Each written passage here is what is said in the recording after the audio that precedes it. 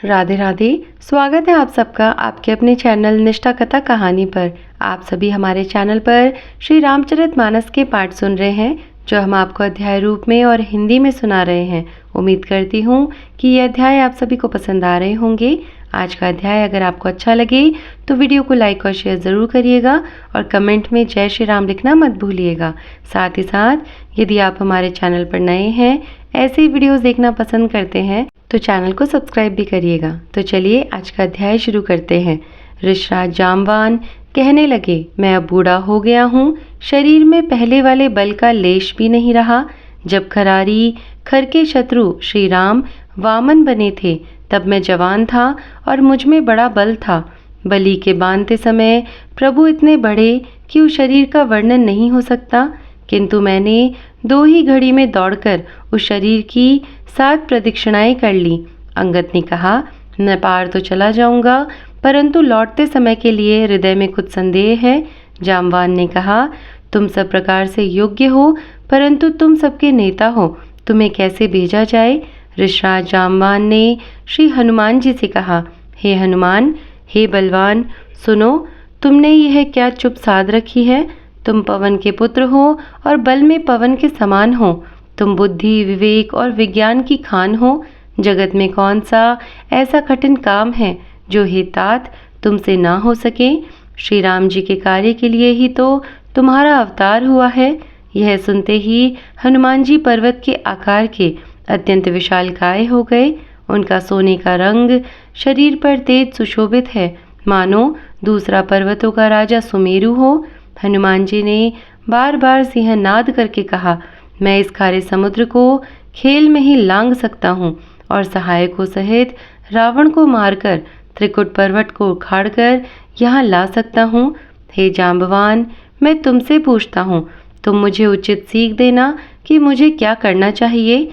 जाम्बवान ने कहा, हे तात, तुम जाकर इतना ही करो कि सीता जी को देखकर लौट आओ और उनकी खबर कह दो। फिर कमल नयन श्री राम जी अपने बाहुबल से ही राक्षसों का संहार कर सीता जी को ले आएंगे। केवल खेल के लिए ही वे वानरों की सेना साथ लेंगे। वानरों की सेना साथ लेकर राक्षसों का संहार करके श्री राम जी सीता जी को ले आएंगे। तब देवता और नारद मुनि भगवान के तीनों लोकों को पवित्र करने वाले सुंदर यश का बखान करेंगे, जिसे सुनने, गाने, कहने और समझने से मनुष्य परम पद को पाते हैं और जिसे श्री रघुवीर के चरण कमल का मधुकर भ्रमर तुलसीदास गाता है। श्री रघुवीर का यश भव रूपी रोग की अचूक दवा है। जो पुरुष और स्त्री इसे सुनेंगे, त्रिशिरा के शत्रु श्री राम जी उनके सब मनोरथों को सिद्ध करेंगे।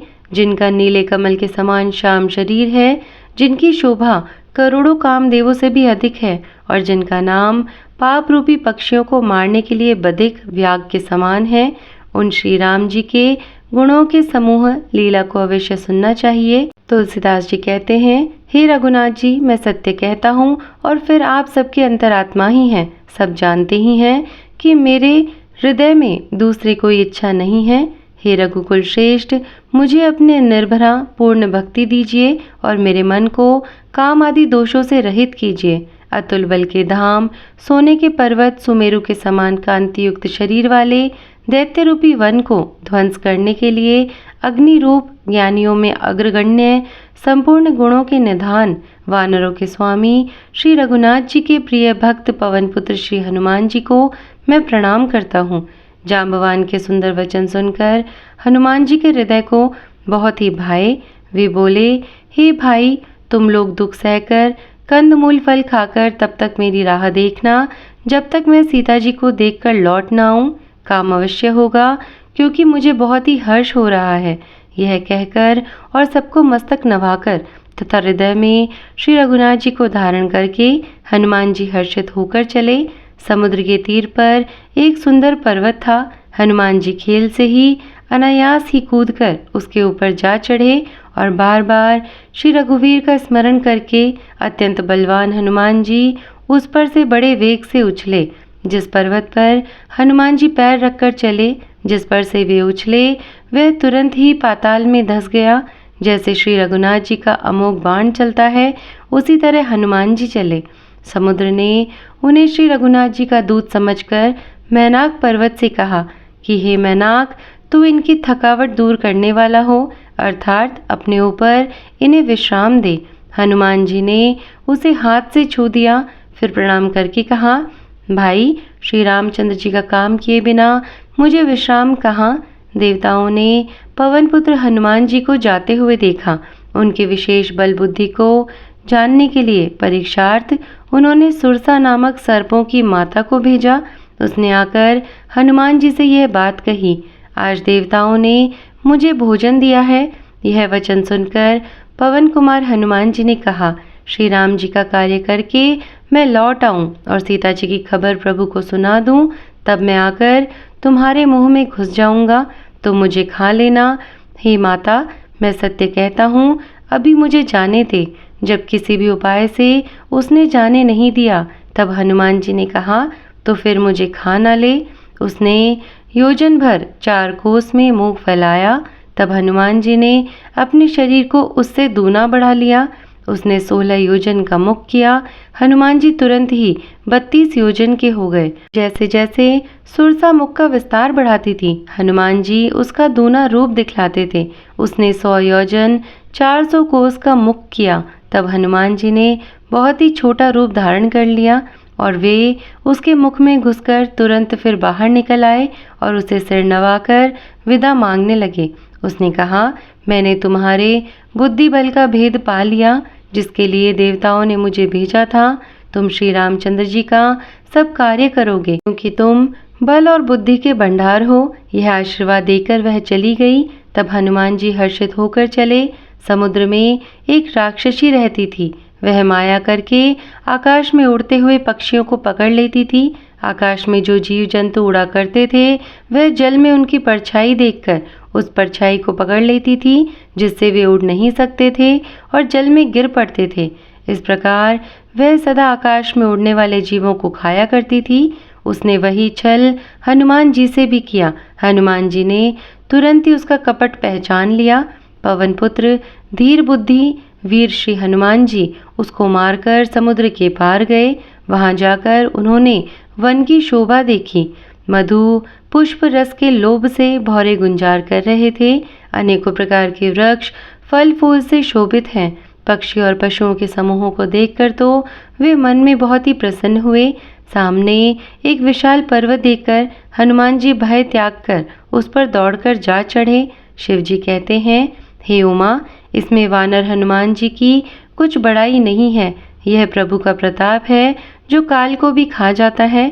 पर्वत पर चढ़कर उन्होंने लंका देखी। बहुत ही बड़ा किला है, कुछ कहा नहीं जाता। वह अत्यंत ऊंचा है। उसके चारों ओर समुद्र है। सोने के परकोटे 4 दीवारी का परम प्रकाश हो रहा है। विचित्र मणियों से जड़ा हुआ सोने का परकोटा है। उसके अंदर बहुत से सुंदर सुंदर घर हैं। चौराहे, बाजार, सुंदर मार्ग और गलियां हैं। सुंदर नगर बहुत प्रकार से सजा हुआ है। हाथी, घोड़े, खच्चरों के समूह हैं तथा पैदल और रथों के समूहों को कौन गिन सकता है। अनेकों रूपों के राक्षसों के दल हैं। उनकी अत्यंत बलवती सेना वर्णन करते नहीं बनती। वन, बाग, उपवन, बगीचे, फुलवाड़ी, तालाब, कुएं और बावड़ियां सुशोभित हैं। मनुष्य, नाग, देवताओं और गंधर्वों की कन्याएं अपने सौंदर्य से मुनियों के भी मनों को मोह लेती है। कहीं पर्वत के समान विशाल शरीर वाले बड़े ही बलवान पहलवान गरज रहे हैं। वे अनेकों अखाड़ों में बहुत प्रकार से भिड़ते और एक दूसरे को ललकारते हैं। भयंकर शरीर वाले करोड़ों योद्धा यत्न करके बड़ी सावधानी से नगर की चारों दिशाओं में सब ओर से रखवाली करते हैं। कहीं दुष्ट राक्षस भैंसों, मनुष्यों, गायों, गधों और बकरों को खा रहे हैं।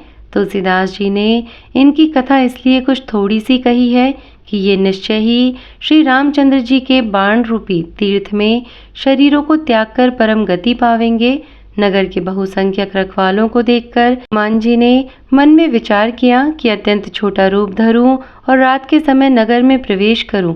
हनुमान जी मच्छर के समान छोटा सा रूप धारण कर नर रूप से लीला करने वाले भगवान श्री रामचंद्र जी का स्मरण करके लंका को चले। लंका के द्वार पर लंकिनी नाम की एक राक्षसी रहती थी। वह बोली, मेरा निरादर करके बिना मुझसे पूछे कहाँ चला जा रहा है? हे मूर्ख, तूने मेरा भेद नहीं जाना। जहाँ तक जितने चोर हैं वे सब मेरे आहार हैं। महाकपि हनुमान जी ने उसे एक घूंसा मारा जिससे वह खून की उल्टी करती हुई पृथ्वी पर लुढ़क पड़ी। वह लंकिनी फिर अपने को संभाल कर उठी और डर के मारे हाथ जोड़कर विनती करने लगी। वह बोली, रावण को जब ब्रह्मा जी ने वर दिया था तब चलते समय उन्होंने मुझे राक्षसों के विनाश की यह पहचान बता दी थी कि जब तू बंदर के मारने से व्याकुल हो जाए तब तू राक्षसों का संहार हुआ जान लेना। हे तात, मेरे बड़े पुण्य हैं जो मैं श्री रामचंद्र जी के दूत आपको नेत्रों से देख पाई।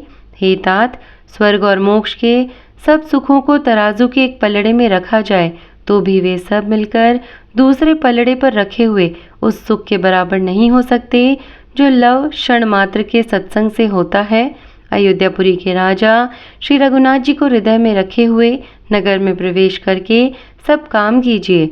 उसके लिए विष अमृत हो जाता है, शत्रु मित्रता करने लगते हैं, समुद्र गाय के खुर के बराबर हो जाता है, अग्नि में शीतलता आ जाती है और हे गरुड़ जी, सुमेरु पर्वत उसके लिए रज के समान हो जाता है।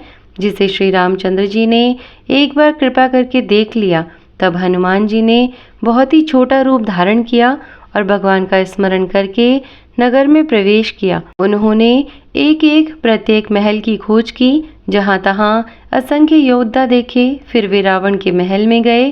वह अत्यंत विचित्र था जिसका वर्णन नहीं हो सकता। हनुमान जी ने उस रावण को शयन किए देखा, परंतु महल में जानकी जी नहीं दिखाई दी। फिर एक सुंदर महल दिखाई दिया, वहां उसमें भगवान का एक अलग मंदिर बना हुआ था। वह महल श्री राम जी के आयुध धनुष बाण के चिन्हों से अंकित था। उसकी शोभा वर्णन नहीं की जा सकती। वहां नवीन नवीन तुलसी के वृक्ष समूहों को देखकर कपिराज श्री हनुमान जी हर्षित हुए। लंका तो राक्षसों के समूहों का निवास स्थान है, यहाँ सज्जन साधु पुरुष का निवास कहाँ? हनुमान जी मन में इस प्रकार तर्क करने लगे। उसी समय विभीषण जी जागे। उन्होंने विभीषण जी ने राम का नाम का स्मरण उच्चारण किया। हनुमान जी ने उन्हें सज्जन जाना और हृदय में हर्षित हुए। हनुमान जी ने विचार किया कि इनसे हट करके अपनी ओर से ही परिचय करूंगा, क्योंकि साधु से कार्य की हानि नहीं होती, प्रत्युत लाभ ही होता है। ब्राह्मण का रूप धरकर हनुमान जी ने उन्हें वचन सुनाए और पुकारा। सुनते ही विभीषण जी उठकर वहां आए, प्रणाम करके कुशल पूछी और कहा कि हे ब्राह्मण देव, अपनी कथा समझाकर कहिए। क्या आप हरि भक्तों में से कोई है? क्योंकि आपको देखकर मेरे हृदय में अत्यंत प्रेम उमड़ रहा है। अथवा क्या आप दीनों से प्रेम करने वाले स्वयं श्री राम जी ही हैं, जो मुझे बड़भागी बनाने घर बैठे दर्शन देकर कृतार्थ करने आए हैं? तब हनुमान जी ने श्री रामचंद्र जी की सारी कथा कहकर अपना नाम बताया। सुनते ही दोनों के शरीर पुलकित हो गए और श्री राम जी के गुण समूहों का स्मरण करके दोनों के मन प्रेम और आनंद में मग्न हो गए। विभीषण जी ने कहा, हे पवन पुत्र, मेरी रहनी सुनो। मैं यहाँ वैसे ही रहता हूँ जैसे दांतों के बीच में बेचारी जीभ। हे तात, मुझे अनाथ जानकर सूर्यकुल के नाथ श्री रामचंद्र जी क्या कभी मुझ पर कृपा करेंगे? तो आज का अध्याय यहीं पर समाप्त करते हैं। इसके आगे की कथा आपको अगले अध्याय में सुनने को मिलेगी। उम्मीद करती हूँ कि आज का ये वीडियो आप सभी को पसंद आया होगा। अगर अच्छा लगा हो तो वीडियो को लाइक और शेयर करिए। साथ ही साथ कमेंट में जय श्री राम लिखिएगा।